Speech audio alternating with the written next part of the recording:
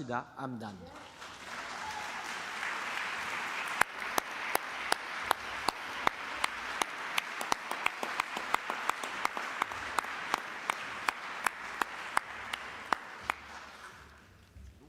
Bravo.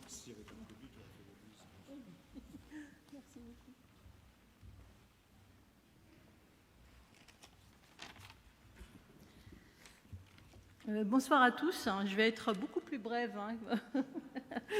Donc, je suis très honorée d'être ici ce soir. Quand on m'a appris que j'allais avoir le prix laïcité en 2020, j'avoue que je ne m'y attendais pas du tout. Et j'en étais quand même très heureuse. Et ce soir, quand je vois les lauréats qui sont là, je suis d'autant plus honorée et je me sens vraiment heureuse d'être là, parmi vous. Donc, du coup, excusez-moi, je suis un peu stressée.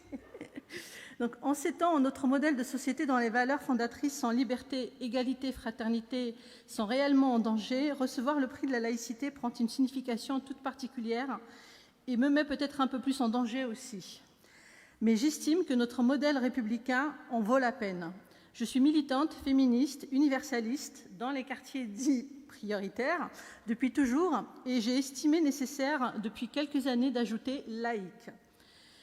C'est devenu nécessaire quand j'ai pu constater l'emprise du religieux sur nos vies, pas seulement dans certains jours de la semaine, mais tout au quotidien, pas seulement dans les lieux dédiés, mais dans les lieux censés être institutions de la République.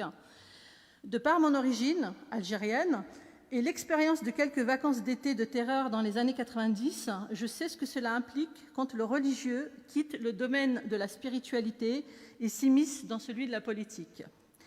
Depuis 2015, les attentats meurtriers se succèdent en France. Ils ont fait plusieurs centaines de morts. Le summum de l'horreur a été atteint par la décapitation du professeur Samuel Paty. J'en ai pleuré pendant plusieurs jours. Ces attentats nous ont épouvantés, mais n'ont rien fait reculer les velléités communautaristes et religieuses de certains individus.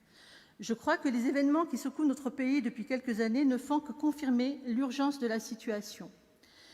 Du fait de mes activités et de mon engagement sur la voie de la laïcité et du respect des valeurs républicaines, j'ai subi des attaques d'une très grande violence, des insultes, de la diffamation, des menaces de mort.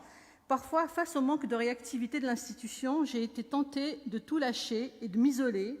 Mais étant aussi femme et mère avertie, je résiste pour l'avenir de mes filles. Il est vrai aussi que le terme laïcité souffre de définitions et d'interprétations plus ou moins justes en fonction du côté où l'on s'oppose.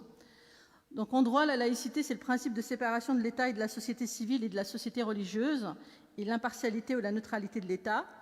La laïcité s'oppose donc à la reconnaissance d'une religion d'État. Pour certains, la laïcité rime avec interdiction de croire. Elle serait une arme contre les croyants, version à laquelle ont recours les activistes de la bigoterie, auxquels j'ai affaire, pour inciter les croyants à la haine de l'État et des institutions. Pour d'autres, la laïcité est au contraire le droit de pratiquer de manière ostentatoire sa religion, partout, sans restriction, voire d'en imposer les préceptes même à ceux qui ne croient pas, quitte à piétiner les fondements de la République. Pour d'autres encore, c'est l'effacement total de toute référence à la religion. Selon moi, la laïcité, c'est la solution et non le problème. C'est une digue essentielle pour maintenir l'égalité entre les citoyens, quelles que soient leurs croyances, l'égalité même entre religions. L'histoire et aussi la situation dans certains pays qui disposent d'une religion d'État nous montrent combien la cohabitation pacifique est rarement de mise. Pour conclure, il est primordial de défendre notre modèle de société basé sur la laïcité. Sans laïcité, pas de fraternité, pas de liberté, pas d'égalité. Je voulais profiter de cette soirée pour saluer mon équipe qui est là, toutes les femmes qui me soutiennent au quotidien, qui sont venues de Saint-Denis, mon avocate Farida Assam, qui est là aussi, qui m'a défendue parce que j'ai été la cible d'attaque pour islamophobie, homophobie, enfin, j'ai droit à toute...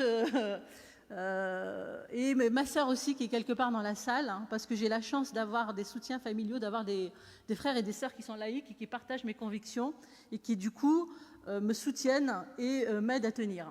Voilà, merci beaucoup.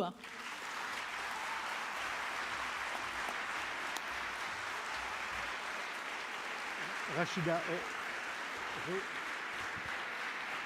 est-ce que vous nous en